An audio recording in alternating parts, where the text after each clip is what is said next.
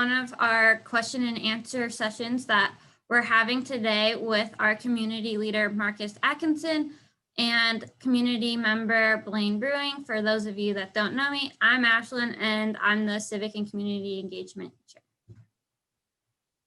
And as Ashlyn said, I'm Blaine Brewing. I'm a Civic and Community Engagement member. And just a little bit about myself. I'm an engineer working with Airborne out in Lake City. And originally I'm from Harrisburg, Pennsylvania. Just moved up here to Erie about a year and a half ago, back in October 2019. So, you know, that's kind of my path. I've been an engineer for a long time, about 10 years now at this point. So it's I'm now branching out to newer and more some interesting topics.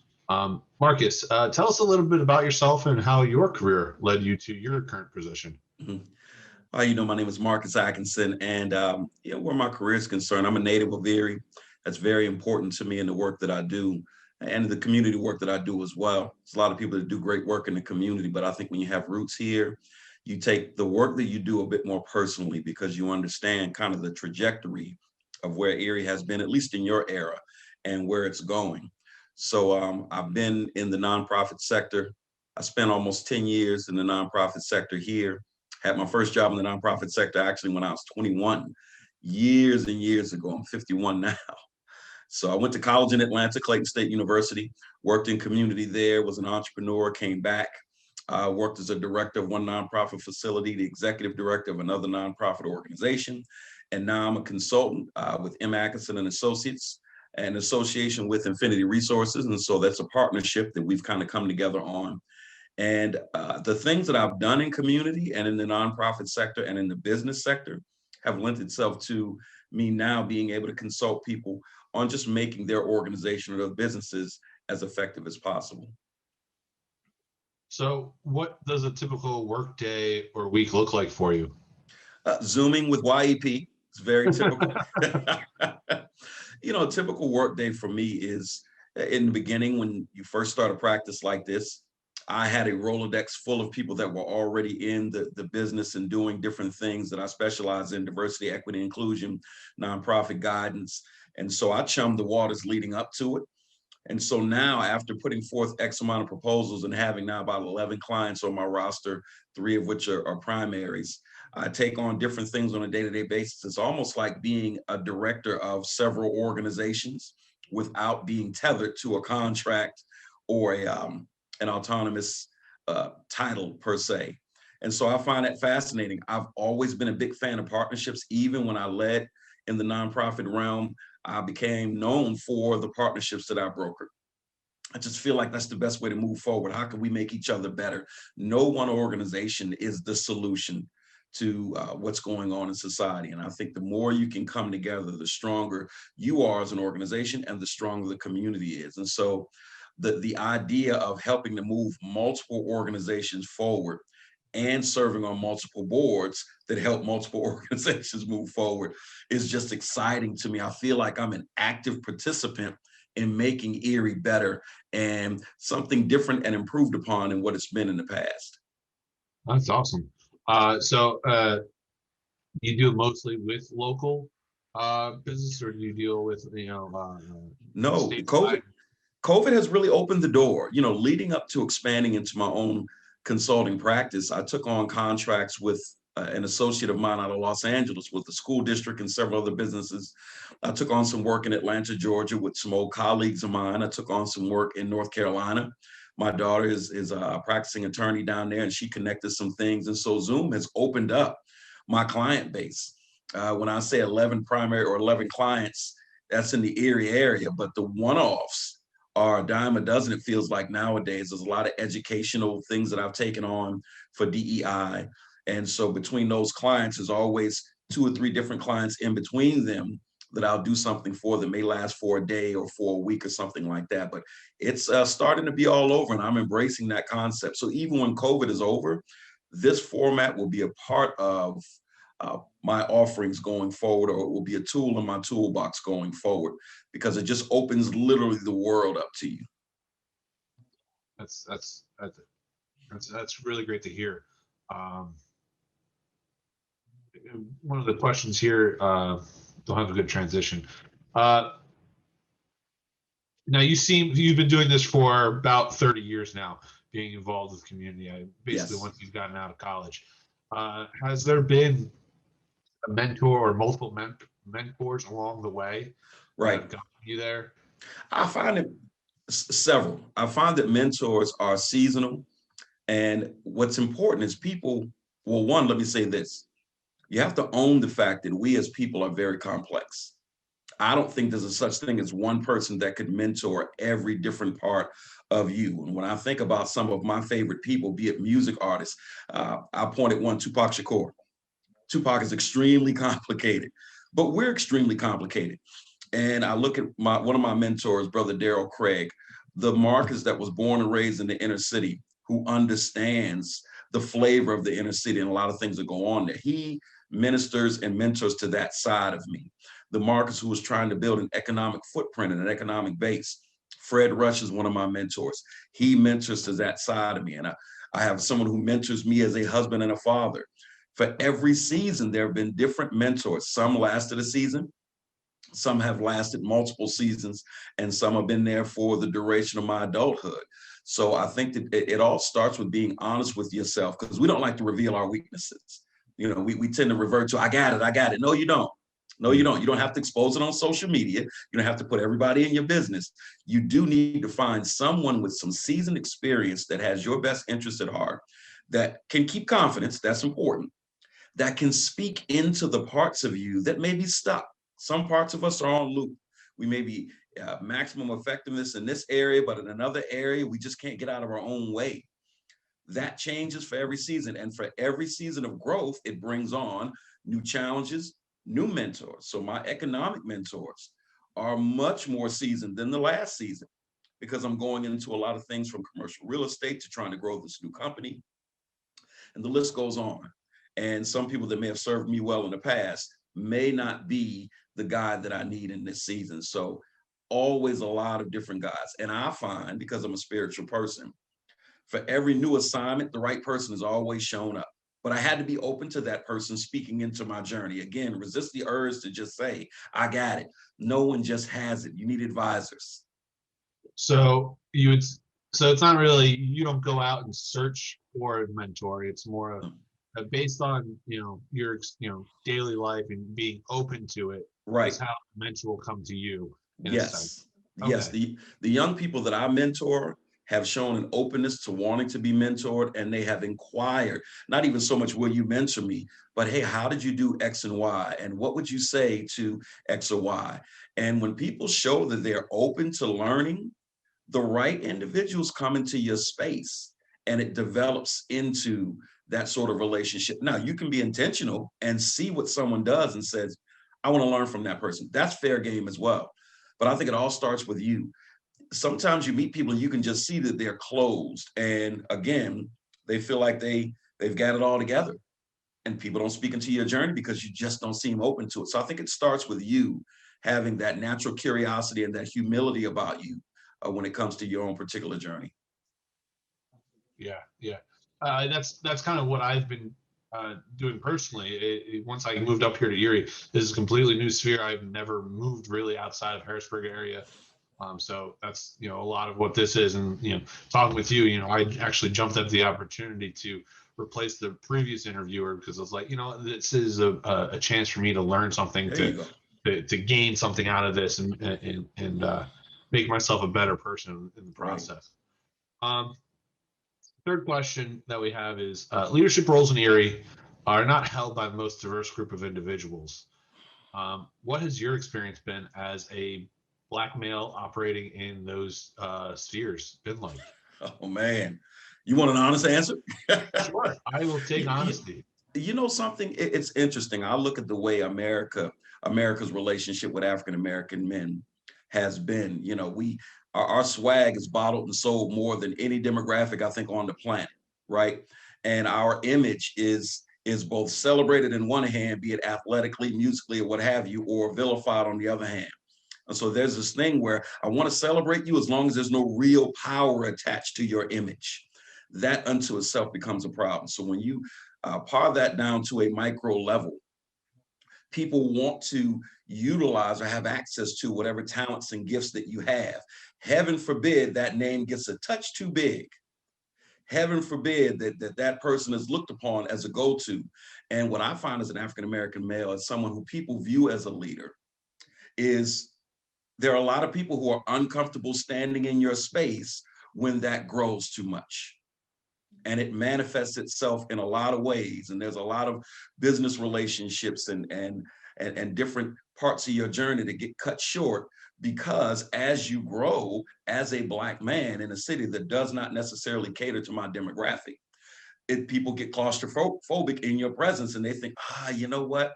And I don't know why that's the case. But I think with us, when we grow in an environment like this, people tend to either get intimidated or feel a little less than as we grow in stature. When I lived in Atlanta, it was the complete opposite. The more I started to become who I'm becoming now and ever evolving into, the more mentors gravitated towards me and said, hey, let's bring this young man into this or that because we see him growing in stature here. I think it's a drawback of being a minority. That coupled with the fact that it tends to be internally competitive. So you don't always necessarily get greeted with open arms by your own. I'll get spanked a little bit behind the scenes for even saying that. And I know that exists in all communities, but we don't have the gift of numbers as African Americans in the city. And so when we don't edify each other, it hurts a whole lot more than when our white counterparts do it. So, sometimes you feel like you're damned if you do and you're damned if you don't. It's a difficult journey. So as an African American male, I have to be resolute in whatever I'm doing because the attaboys dry up as you grow, and when you push through a certain level and you grow a little more, some people come back into your space, but it has its fair share of challenges, which is why I think you don't see as many of us as you should in some key leadership positions, Yeah, that's surprising you say that. I'm not sure if it's just the way I was raised or whatnot, but coming from Harrisburg and then coming to Erie, I commented to my wife and I said, I really like Erie because it's actually a much smaller, I guess, sphere of people, and everybody seems to be condensed. So you're going to come across all the different cultures, all the different types of people within the city itself, and even the county itself. Whereas Harrisburg, you could spend your entire life on one side of the river and never cross, and you'll be for the most part be separated, and you never really notice or take heed of what's happening. So I actually really enjoy the fact that Erie is while it is a smaller city and there are certainly struggles, I see much more potential in the fact that we can grow from it versus some of the larger areas that have either a physical divide with the Harrisburg with the river or cultural divide. Well, I'll say this, the office that I'm sitting in right now is just west of Pittsburgh Avenue, right? Okay. 2314 West 8th. Pittsburgh Avenue is one of several divides in the city of Erie. So you have a lot of people in key positions in Erie who live on the outskirts of Erie. And when you get to the outskirts of Erie, you'd be surprised of how many people that's their entire existence, right? And I know people that have been born and raised in Mill Creek who to this very second in their 30s and 40s ask you where a street is in Erie. How's that possible, right? And so it shapes their reality, but I'm sure that'll tie into some of the other questions. But that type of divide exists to a great extent here in Erie, which is why I led with the fact that I'm born and raised in Erie and I understand it a certain way because of it. It's a part of my day-to-day experience. It's a lot of people who make decisions for Erie and the city of Erie itself, other than their occupation, doesn't shape their day-to-day experience. Right. That has its drawbacks, a lot of them. So with that in mind, with the new generation of young professionals, how do we kind of break down those divides who want to, initiate the diversity, equity, and inclusion within our own companies, within our own spheres of influence. Because we're not in leadership roles yet, or we're small in small leadership roles. What advice would you have for us to kind of get to that point, or grow the diversity and all that? I'll stick to the two demographics that people refer to the most when you talk about race relations, for example, blacks and whites. And I'll be in a room full of black people and they'll say white people X, Y, and Z. And I'll say, how often do you spend personal time with white people? And many will say, not much. Okay, well then, are you sure about that statement you just made? And then you ask the opposite of our white brothers and sisters. And there are so many people want surface, and surface does not lead to any kind of change. This has been the problem, bar none. And so with this, I have the moral high ground. I've got friends, associates that are white, that are new American. I can't tell you how many times I've been the only person of color in the room. I can't tell you how many times I've been the only Christian in the room, and have chosen to take those experiences, have take people up on personal outings, have gone to athletic events and things along those lines, because you want to learn people. And it has to move beyond the luncheon at the event that we go to during our workday. Once you start taking that journey and start to understand the dynamics of people from different communities, different socioeconomic groups, and just how those experiences shape who they are, you start to have a different perspective on humanity, and it affects your decision making. And so there are so many people who, I'm woke, that's the new term nowadays. I'm woke, I'm around X people all the time at work. In your own space, how many times have you sat in their living room? How many times have you had a play date with Rajiv and his daughter, or Jack and his daughter, or Tyshawn and his daughter? How many times have you taken those steps? Have you visited their churches? Have you gone to the, are you taking a holistic approach to community? And for too many people, the answer is no. But you expect to have a diverse mindset when it's decision-making time. Now, how does that work? How does that work? And so you have missionaries for the gospel, for example, who travel to different countries in the name of Jesus so that they can develop a Christian worldview. You don't take the missions to other countries. You view Christianity as an American Christian. And so how do you expect to change that if your only vantage point is American Christianity? You can apply that to anything. So when it comes to race relations and diversity, I think it's like you don't want to step out of your comfort zone, or you want to do it every now and then for a special appearance, and somehow magically your worldview is going to change. It is ridiculous. Spend time with people who don't look like you, who don't earn like you, for better or for worse, and start to understand it. All rich people aren't this. All poor people aren't this. And the list goes on. But for too many of us, hey, the people I spend 95% of my time with fit this category. Okay, well, I don't care how rich you are, how educated you are. Your personal growth is extremely stunning. And that definition applies to a lot of people in Erie. And I go back to what I said earlier. A lot of those same people are making key decisions for Erie.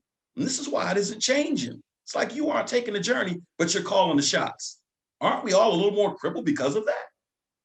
Right. Don't you feel more comfortable with me as a leader because I put time into different people and different experiences? You put time into one demographic, and yet you're the solution person. It sounds insulting just to say. Right. Yeah, and that's actually very interesting, because as an engineer, we're trained, or and whatnot. In some respects, other scientists, to come up with solutions or something like that. And I've certainly had those thoughts of, like, let me just go in there and start solving the problems. And from what it sounds like, it's I need to spend a little bit more time within the community to start to then make the effort to Right. solve some problems. Right. That's very interesting. I definitely have some ideas on how to achieve that on a personal scale, and even on a larger scale. I think you have to have some. Yeah, take the journey. Take the journey. So, I mean, this kind of leads into one of the I'm trying to answer this question. We're obviously, what are we missing in conversations on how to create a more diverse, equitable, and inclusive Erie? It seems like, it's really, we're just not being as active in conversing with our neighbors throughout the entire Erie community. Mm-hmm. I'll give you two examples. One, I host a show on WQLN as well. Literally, I just taped the show 2 days ago on Monday. And my guest, you'll see it coming up. My guest said he's former military. And he gives me the I don't see color. Soldiers are just soldiers. And I had to interrupt him. I said, see, this is what we do. We ignore history. African Americans have fought in every single war from the Civil War to now. Every single one. Zero rights of citizens to quarter rights of citizens to half rights of citizens, every single war. And yet we've been accused of being unpatriotic. Those ranks have been separated by the government. Oftentimes you've had, certain privileges within the military withheld from people of color. And I start breaking down some of those things and I go back to his comments. So now your comment is aspirational because that's not the way it's been in this country. You can't ignore decades of history in your thought process, which you've just done. This is why we don't get anywhere. I'm not the person who made it that way. Other people are quick to say, I didn't make it that way. But you ignoring it or choosing not to inspect it is what is intentional, willful. You've got control over that. When you don't introduce historical perspective, then the conversation is moot. And so on this topic, there are too many things that we ignore. We cannot talk about women's rights unless we inspect the history of women's suffrage, the things that have been denied women, the wage gap. Where's the evidence? And once you have the evidence and you own the evidence as the foundation of the conversation, now we can have a meaningful discussion. You have too many people in the room. I just don't see it that way. I just think men and women are equal. Statistically, that is completely inaccurate. So how can we have a meaningful conversation if you're in denial about the data? When it comes to race, you already know things aren't being taught in school. So that was one example. The other example is I recorded a podcast yesterday about Fred Hampton from the Black Panthers, and that is a movie about Judas and the Black Messiah. Okay. I own a curriculum called Public Speaking 101 that teaches middle school students the art of public speaking. My primary instructor is a young white teacher named Aaliyah Carr. She brings her students to my podcast studio so they can observe me and another individual talk about the history of the Black Panthers versus the NAACP versus the FBI. She said after that podcast, she's like, I'm a teacher with a teaching degree. I knew none of that because they don't want you to know that.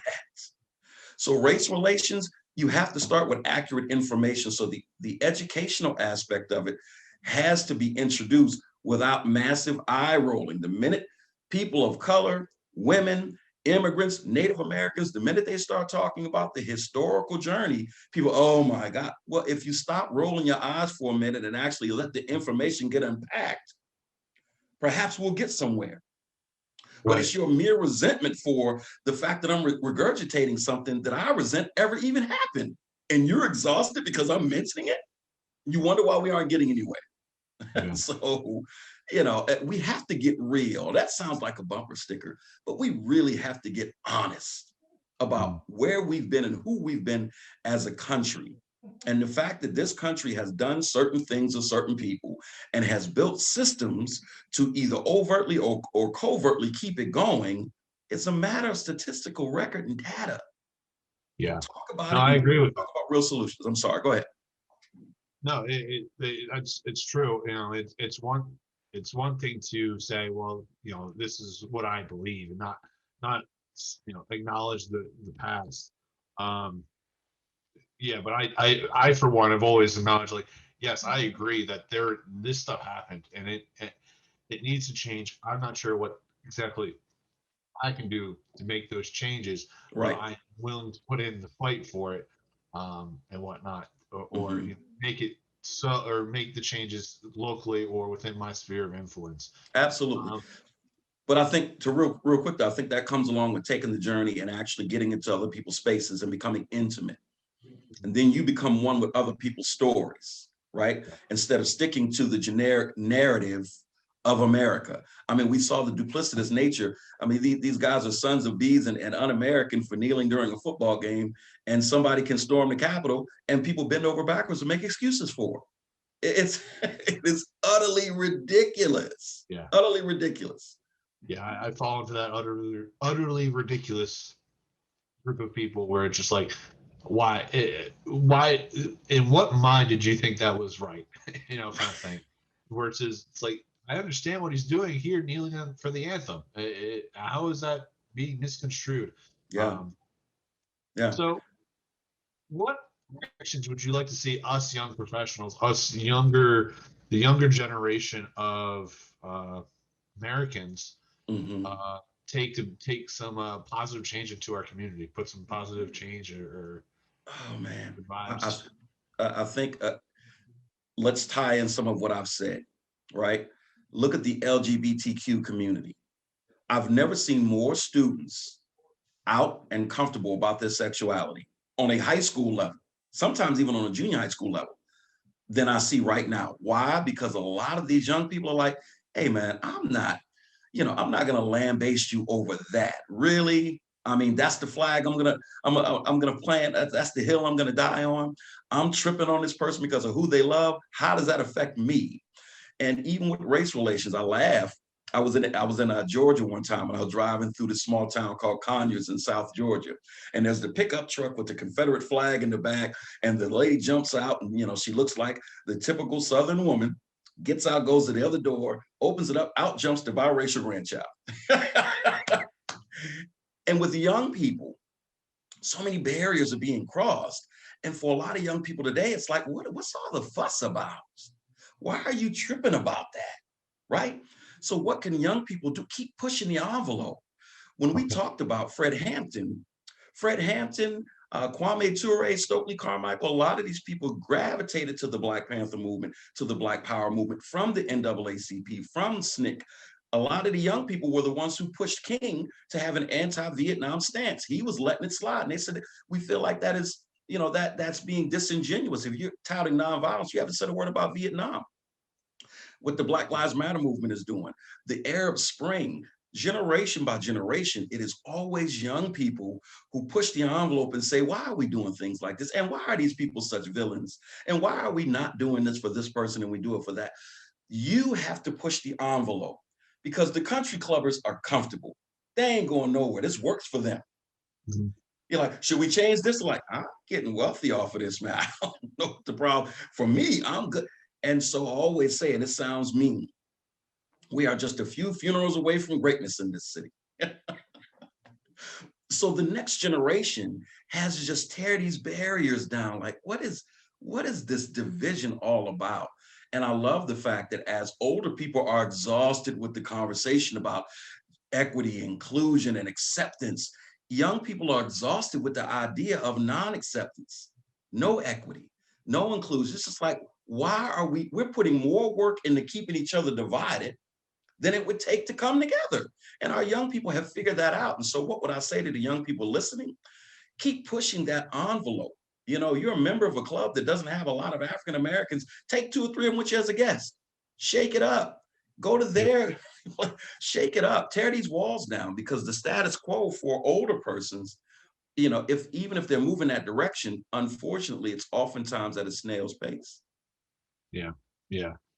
While you applaud any progress towards the betterment, snail space is still a snail space. It's still a snail space. And I brought up King as an example because, listen, for as much as we laud Dr. King, people forget that the young people of his day pushed Dr. King when they felt like he wasn't hitting the gas hard enough, right? He got booed in Chicago by a lot of young people. He was like, wow, this is the way you greet me? They pushed him because they thought, hey, man, this thing is a little more dire than you're making it out to be. We got to double down on some things. And so each generation has to push the next. I can say, as a 51-year-old, my generation and the one above us, we need to be pushed and challenged. And I think that's happening with organizations like Black Wall Street and, the Erie County United. Some of these younger groups are saying, we want to do things differently. And dare we say, we kind of want to try to force you to do things differently. when I'm challenged by some of these young people, I go to them for their opinions. Why? Because I know that we get blinded sometimes. You get older, you get comfortable, you get more established, and it's easy to just start laying back if the younger and hungrier don't push. So younger people, you got to push. I think that's your job as young people in a societal sphere, is to push. Yeah, yeah. I mean, certainly, you keep pushing, push that envelope, and you do see it between my parents, my friends, and stuff like that. It's definitely a generational. Yes. We take a much larger step with each generation, Right. and there will come a point where it's like, okay, yeah, the steps, we're getting closer and closer. You just hope it's not one of those curves where you'll never reach that. Oh man, I look at on a macro level. Black Lives Matter, and them taking the names of people who had a racist history off of buildings, tearing down Civil War monuments that always have sent the wrong message. I've traveled overseas and had people ask me that for years, like, how do you celebrate the largest act of treason in U.S. history? Because there were white men, the demographic that runs everything, and so it's fair game. But this generation actually got a lot of the stuff removed, and I'm thinking, you know how significant that is? That's how hard they've pushed since Ahmaud Arbery and Breonna Taylor. And so I love it. And they are not relenting, because they're like, this is BS. And we are not. Let's take it easy. No, we've been taking it easy too long. So, but I think that's every generation when you go back, that's always been the role that they've played. All righty. So I'm one of the few that's been brought into Erie. Um, and now, as we, let's focus back on the Erie itself. Sure. What do you believe is the reason Erie seems to struggle to retain young people, and how do we funnel the resources back to retain them? I was, fortunate to be recruited to come to Erie. Yes. But I think I am one of the very few that have been. I think there is a slight push, but what do you believe is the reason we struggle to keep the young people within the community? There's an old African proverb that goes, old men for counsel, young men for war. What that means is that at some point, the older gives the younger the sword and the spear, or the sword and the shield, and says, I will train you on how to use this in battle. I will give you my guidance and my wisdom in battle. And I will debrief with you after every battle, so that I, in my living years, can show you what it means to perform at this level and make sure that the village thrives. So where Erie is, and now I come from a network like that in Atlanta. Where Erie is concerned, our icons, too many of them are still in position. And they're taking this wisdom to the grave with them, right? And I won't say why. You would have to ask people, and this is black and white. I'm not pointing at any one particular demographic, but I'm thinking, if you are iconic in stature, and I could name so many people in Erie that fit that. We'll go to a John Horan who passed away. And I love Mike Fraley as a leader. But you mean to tell me we couldn't have benefited from some 30-something being mentored actively by John Horan for 3 or 4 years? How valuable would that have been?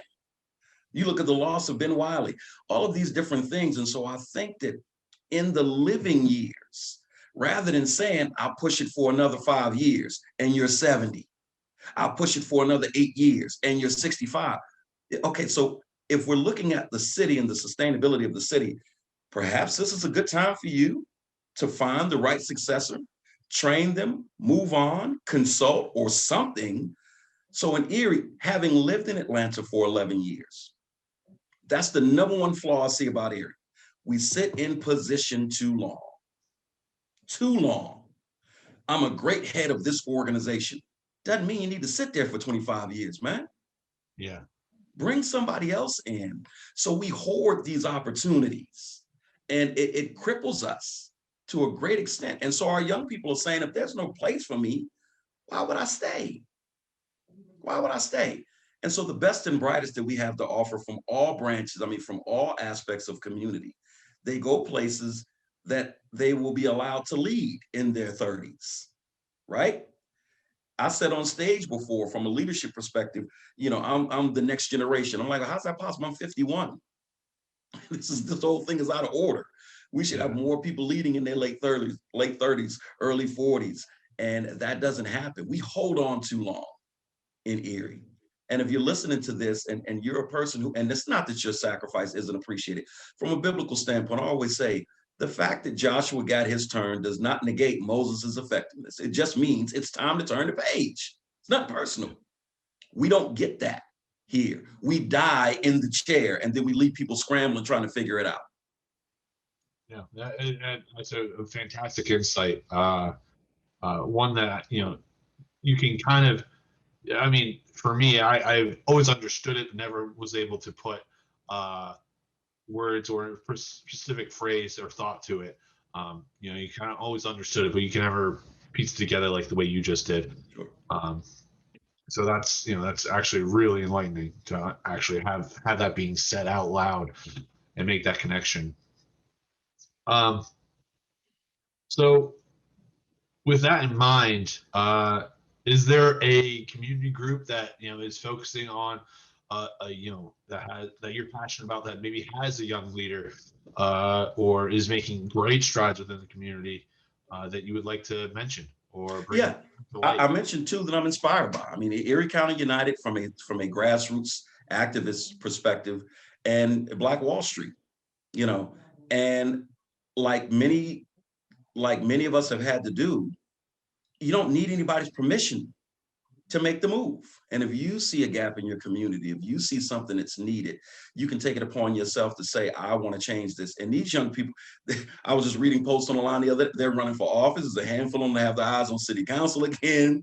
They're forming organizations and programs. It's like they are taking the reins and saying, it's my Erie too. And so I think those two are wonderful examples of that. And you want to see that spring up in every demographic. There's a group of young Latino leaders, Latinx leaders that are trying to come together and make inroads for their community as well and for the greater community. And I use these affinity groups as examples, because when every demographic is strong, Erie as a whole is strong. I go back to Atlanta. Every demographic has a power base. There's an Asian power base in Atlanta. There's a Latinx power base in Atlanta. There's an LGBTQ power base in Atlanta. There's an African American. Every group you can imagine has economic and political might in Atlanta to varying degrees. It makes the city itself this international player. You only got one group thriving, your growth is predictable. And as Erie said, oh my God, we're below 100,000. Wonder why? Oh my God, we're at 90,000. Wonder why? Everybody has to win here, people. It can't be the same group of people winning if you want this city to be this shining beacon on a hill that you claim you want it to be. Those two groups are taking it upon themselves to be the change. And I think more people have to do that. And look, it sounds harsh. Sometimes you literally have to walk up to people and snatch the baton. Boy, they'll talk about you for it. They'll gossip about you for it. But if they won't relinquish it, sometimes the best thing to do is just to grab it and wrestle for a minute. And now we're going to do this with it. You deal with it and let them be mad if they won't do it in a germane, orderly way, because it hurts the community. So I think those two groups are doing that, man. It's this beautiful combination of intellect, drive, and agitation. And those things are necessary when you're stuck the way Erie is stuck. We've been stuck for years. And building new buildings is not going to make the Erie that we claim we want to see, right? Yeah. That ain't it. It's beautiful to see. It'll bring in tourists. You want a new culture? Yeah. I with everything with happening with COVID and just moving up, that's the one thing I wanted to experience last summer was the Erie culture, which is wide and varied, and not, but yet I still see a lot of the same things, certain things being happening, only those things are taking place. It's like, okay, well, what are we trying to say here? So I'm definitely all for that. Yeah. And for that, I got to celebrate Patrick Fisher as well, just for him bringing a different perspective when it comes to community art, because it matters what you celebrate publicly. and this pattern of Perry, war, white people, Perry, war, white people. That's been Erie's pattern when it comes to art for years. And God bless him, Pat has come to town and challenged that. He's challenging that. And that is significant in his own sphere of influence, right? What you celebrate publicly says something about your values. And now all of a sudden, you start to see offerings that celebrate the rich diversity of Erie. I mean, Oliver Hazard Perry, God bless the man. He can't be the only one that made this place great. What about the 25% of his men that were of color? Where's that monument, right? So Patrick Fisher's using his position to say, I'm going to push the envelope, right? I'm going to push and agitate a little bit. I'm going to open this up and challenge the old guard and the old thought. And he's being celebrated for it now. But boy, it was uncomfortable when he first got here. People, oh my goodness, you rolling your eyes, won't you hear him out? And he was putting his finger on something that was legitimate. We celebrate culture in a one-dimensional fashion in Erie. I want to change that. And he's doing that, right? Yeah. The power of one. All of us have that power. Well, there's definitely a lot of food for thought here. A lot of that I'm going to have to take a lot of time to reflect on. In the meantime, is there any questions you have for us as young Erie professionals, as individuals that you would like to ask us? No, I mean, I think I've had a kind of a surface awareness of young Erie professionals for a long time. And I think just by the fact that you exist, that unto itself has given me hope. I think that I said it before when I did this at the Erie Club. Rather than ask a question, I guess I would just encourage you and say, this is your season. This really is your season. And the examples that I've given you locally and on a national level and historically, these are examples of young people just owning the fact that it's my season. Older people can say, we don't know if we agree with that. I didn't ask for your opinion. I know this is my season and we're going to act accordingly. And you'd be surprised how fast people fall in line, because I thoroughly believe this. When it's your season, you get the tailwind. And you know that it's your season because once you make your move, things start. I mean, you look at the momentum that Black Wall Street has, right? Timing. Like, you know it's your season. Brandon Wiley opened eyes. Timing. He's got a tailwind. And when you see that tailwind and you're growing and it's been propelled forward, you know, okay, I'm glad I took the reins. This is my season. So with young Erie professionals, I would just say I look forward to you owning that more. It's your season. Take it and don't ask for permission and don't wait for somebody to knight you as the next generation. Just take it. Good, great words of wisdom. Honestly, that's fantastic. Ashlyn, is there anything you want to add? Thank you, Marcus, for taking time out of your schedule to meet with us. Yes. We really appreciate it. And we loved hearing what you had to say. We hope our members took something away from this, and we hope that they continue to push the envelope. All right. Thank you so much for thinking of me, and thank you for having me. It was our pleasure. Thank you very much. All right. Take care, everybody. Thank you.